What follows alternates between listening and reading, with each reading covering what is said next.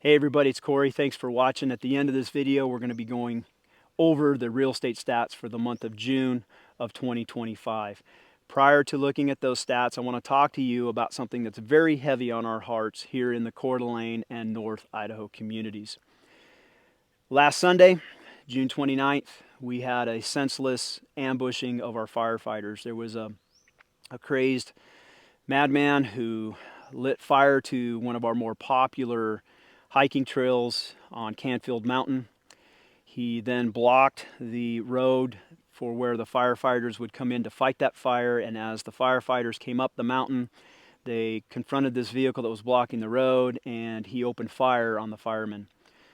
The two battalion chiefs were at the front of the line, took mortal wounds, died on scene, and there were other firefighters injured, and we currently have another firefighter fighting for his life at Kootenai Health right now.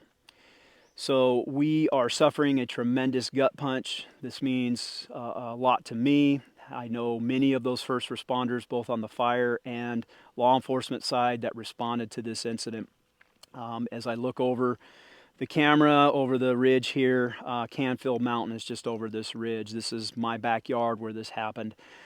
So it is a gut punch, and we're dealing with it, and as a result, we are becoming galvanized. Now, when someone says that a community is galvanized through trials and tribulations, what does that mean? What does it mean to be galvanized? And to just touch on this, I want to introduce you to a galvanized nail. And if you look at this nail, there's a coating on it. It's not a shiny piece of metal. It's got this thick gray coating on it, and that's a zinc coating. And the galvanizing process, for those of you who don't know, is where you take a piece of metal and you subject to high heat or some kind of an electromagnetic process that adheres a zinc coating onto the steel.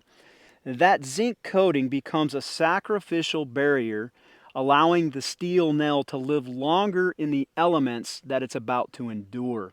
And I would argue that what our first responders did this past Sunday was the zinc coating on our community. They sacrificed, those firemen died in their sacrificial service. They were the zinc coating that has allowed our community to endure longer than if they weren't there. So their sacrifice is not unnoticed to our community. We are honored by their service. We praise them for that service, and we pray for those that are recovering.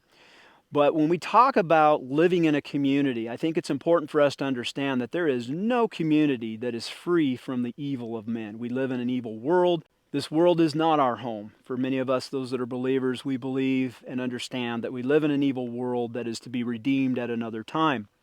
But as we look at our communities, and I could tell you from having worked law enforcement for 3 decades, that we live in an evil world full of evil men who are monsters, who have evil in their heart and want nothing to do than to kill senselessly, like just happened this past Sunday.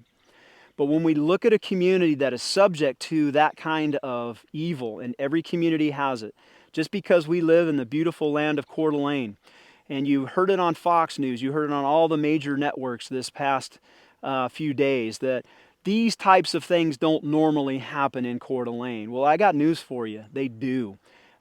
We just had Greg Moore 10 years ago. We honored his sacrifice over 10 years ago. He was killed in the line of duty. It was a sergeant with the Coeur d'Alene Police Department.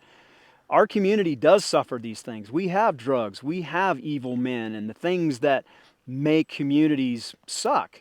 And I cannot be more proud of a community that I've served in and live in, and how this community protects, honors, and supports its first responders. And to give you an example, if you were to go into Coeur d'Alene right now and just drive through the streets of Coeur d'Alene and Post Falls, Athol, Rathdrum, all of our communities, you will see signs in front of coffee shops, cafes, restaurants, storefronts, all suggesting that if you patronize their business, they're going to donate a portion of the funds to the families of these fallen firefighters. The community here wants to support those firefighters, and that is indicative of a community that has been galvanized. It's stronger because of the commitment that those first responders made. Those of you that have been asking how you can contribute, there are many ways to contribute. I've included a link in the description below of this video to a ministry called 208 Ministries.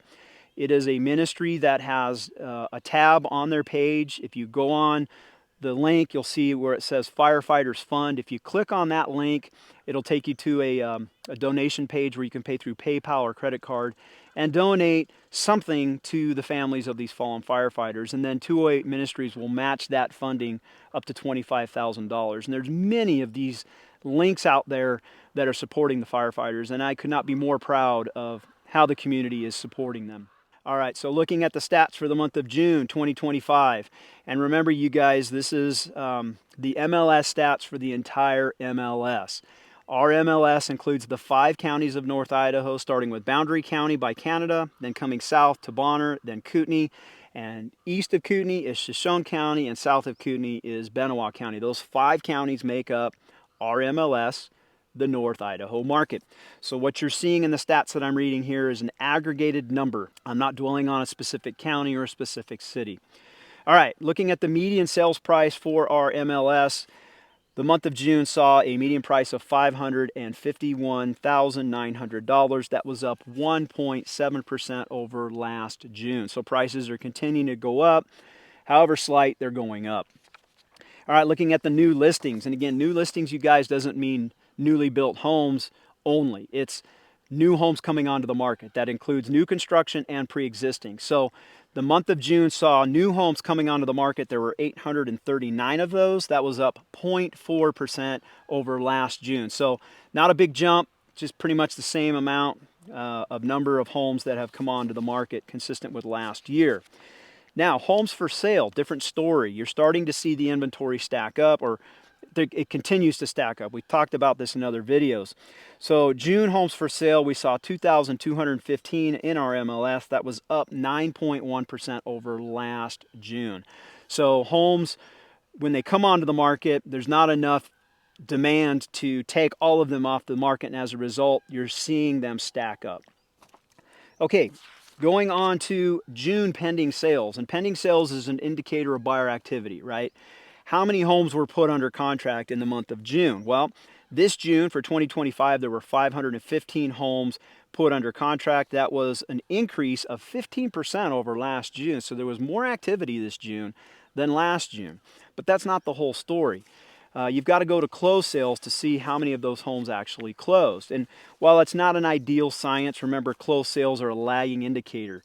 When we look at the closed sales for the month of June, those were actually the pending sales from May, because your escrow period usually takes 30 to 45 days.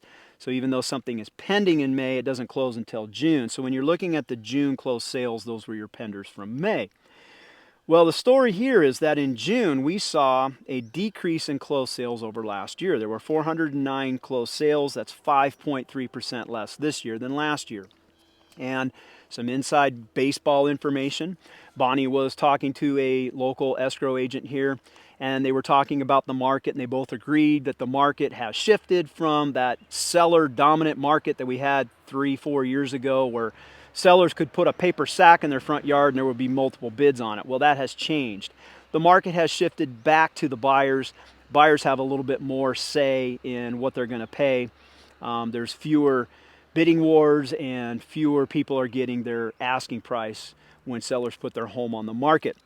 What this escrow agent did share with Bonnie, though, was that they are seeing 1 in 5 homes that are pending fall out of escrow. That's a 20% ratio, and typically in a normal market, only 10% of homes fall out of escrow. So we've basically doubled the amount of homes that we're seeing falling out of escrow right now. And the question is why? Well, you're starting to see buyers resist inspection items. You remember 3-4 years ago, buyers were just taking properties as is. They just wanted to get in, get the property. That is not the case anymore. You find people are not taking properties as is as much. And as a result, there's contention when you go into the inspection process. And let's say that there's a crack in a driveway and somebody wants that repaired, and the seller's like, I've lived with that crack in the driveway for 20 years. I'm not going to repair it. And the buyer says, well, okay, then we're out. That kind of contention is what's happening in the escrow period over inspections. Another reason that things would fall out of escrow is insurance. People are finding the insurance is more than they thought, and we've talked about that in the past as well. Nonetheless, we're seeing more homes fall out of escrow than normal. So just know that. Okay, that's your stats for the month of June 2025. Again, we appreciate you guys following. If you have questions about buying or selling here in North Idaho, I'd love to answer those questions in person. You can do that by emailing me. There's a link in the description below. You can either email me, you can email, we can set up a phone conversation or a Zoom consultation. However you want to get your questions answered, I can answer those personally. So the link is in the description below for that. And then as we close, remember there's a link in the description below for those of you that feel so inclined to support the firefighters' families here due to our tragedy. That's it for now, you guys. Thanks for watching. Bye now.